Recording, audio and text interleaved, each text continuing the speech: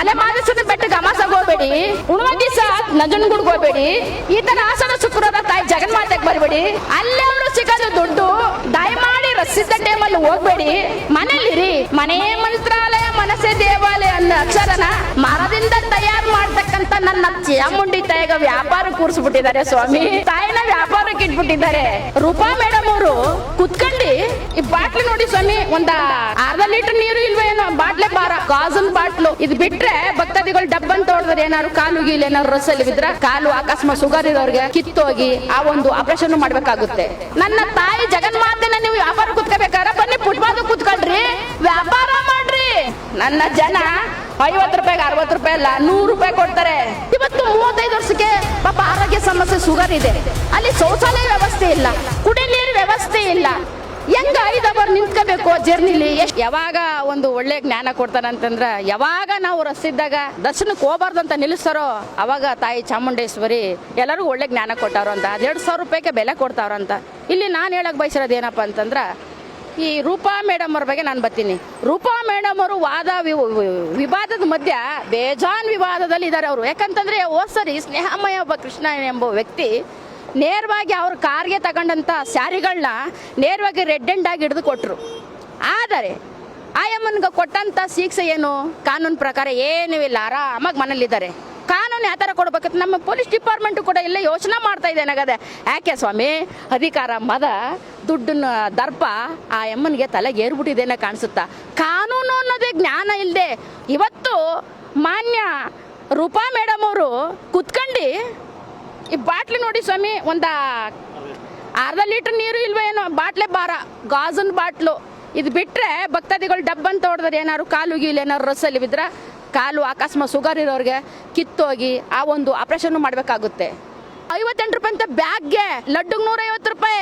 ಮರದಿಂದ ತಯಾರು ಮಾಡ್ತಕ್ಕಂಥ ನನ್ನ ಚಾಮುಂಡಿ ತಾಯಿಗ ವ್ಯಾಪಾರ ಕೂರಿಸ್ಬಿಟ್ಟಿದ್ದಾರೆ ಸ್ವಾಮಿ. ತಾಯಿನ ವ್ಯಾಪಾರಕ್ಕೆ ಇಟ್ಬಿಟ್ಟಿದ್ದಾರೆ.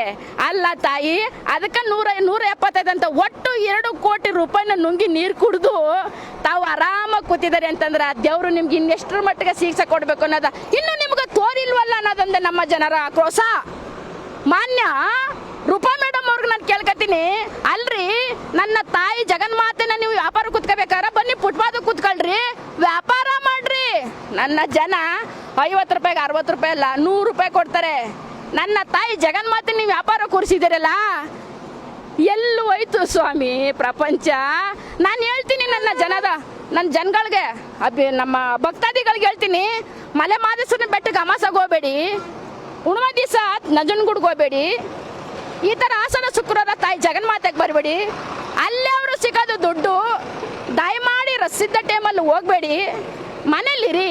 ಮನೆ ಮಂತ್ರಾಲಯ ಮನಸ್ಸೇ ದೇವಾಲಯ ಅನ್ನೋ ಅಕ್ಷರನ ಇಲ್ಲೇನು ಸರ್ಕಾರಿ ಅವ್ಯವಸ್ಥೆ ತುಂಬ ಲೂಫ್ ಆಗಿದೆ, ಎಲ್ಲ ಕಾನೂನು ಸರಿ ಇಲ್ಲ ಅನ್ನೋ ಕಾಣಿಸುತ್ತೆ. ನನ್ನ ಪ್ರಕಾರ ರೂಪಾ ಮೇಡಮ್ ಅವರು ಸಸ್ಪೆಂಡ್ ಆಗಿ ಮನೇಲಿರ್ಬೇಕಾಯ್ತು. ಯಾಕೆ ಇಲ್ಲೇ ಇದ್ದಾರೆ ಅನ್ನೋದೊಂದು ಜನಗಳ ಆಕ್ರೋಶ ಸರ್. ಇವತ್ತು ಇಷ್ಟು ಬೆಲೆ ಕೊಟ್ಟು, ಅಲ್ಲ ನಮ್ಮ ದೇಶನ ಅಮೇರಿಕನ ಇಲ್ಲ ಲಂಡನ್, ಇದಕ್ಕೆಲ್ಲ ಇಷ್ಟೆಲ್ಲ ದುಡ್ಡು ಕೊಡ್ಬೇಕಾದ್ರೆ. ಆಮೇಲೆ ಇನ್ನೊಂದು ಮಾತು ಹೇಳ್ತೀನಿ ಸ್ವಾಮಿ, ಈ ಮೈಸಾಸುರ ದೇವಸ್ಥಾನದಿಂದ ಹಿಡಿದು ಒಳಗಡೆ ಹೋಗ್ಬೇಕಾದ್ರೆ ಸುಮಾರು ಒಂದು 5 ಅವರ್ ತಗೋತದೆ ಸಾಮಾನ್ಯ ಜನಗಳಿಗೆ. ಅಲ್ಲಿ 200 ರೂಪಾಯಿ ಟಿಕೆಟು ಒಂದೇ, ಧರ್ಮದರ್ಶನ ಬರ್ತಲ್ಲ ಅದೆರಡು ಒಂದೇ. ಅಲ್ರಿ ಈ ಥರ ಕೆಲಸ ಮಾಡೋ ಬದಲು ಎಲ್ಲರೂ ಧರ್ಮದರ್ಶನ ಬಿಟ್ಟಿದ್ರ ಈ ನಮ್ಮ ಸರ್ಕಾರಕ್ಕೊಂದು ಒಳ್ಳೆ ಹೆಸರು ಬತ್ತಿತ್ತು. ಈ ರೂಪಾ ಮೇಡಮ್ ಹೆಂಗಿದ್ರು ಈ ಸೀರಾ ಕಳ್ತನ ಕೇಸಲ್ಲಿ ಇತ್ತಲ್ಲ, ಅದಾರು ಒಂದು ಸ್ವಲ್ಪ ಮುಚ್ಕೊಳ್ಳೋದು ಏನೋ ಗೊತ್ತಿಲ್ಲ. ಮತ್ತೆ ತಪ್ಪ ಮೇಲೆ ತಪ್ಪಾಕ ಹೋಯ್ತಾರ. 5 ಅವರ್ ಜರ್ನಿಲಿ ಇವತ್ತು 35 ವರ್ಷಕ್ಕೆ ಪಾಪ ಆರೋಗ್ಯ ಸಮಸ್ಯೆ ಶುಗರ್ ಇದೆ, ಅಲ್ಲಿ ಶೌಚಾಲಯ ವ್ಯವಸ್ಥೆ ಇಲ್ಲ, ಕುಡಿ ನೀರು ವ್ಯವಸ್ಥೆ ಇಲ್ಲ. ಹೆಂಗ 5 ಅವರ್ ನಿಂತ್ಕೋಬೇಕು ಜರ್ನಿಲಿ? ಎಷ್ಟು ಅವರ್ ಅವರು ಒಂದು ಹೊಟ್ಟೆಲು ಟ್ಯಾಂಕ್ ತಡ್ಕೊಂಡಿರ್ಬೇಕು ಅನ್ನ ನನ್ನ ಜನ ಭಕ್ತಾದಿಗಳು ತಿಳ್ಕೊಂಡ್ರ ಸ್ವಾಮಿ. ಇವತ್ತು ಮನೇಲಿ ಇರ್ತಾರ.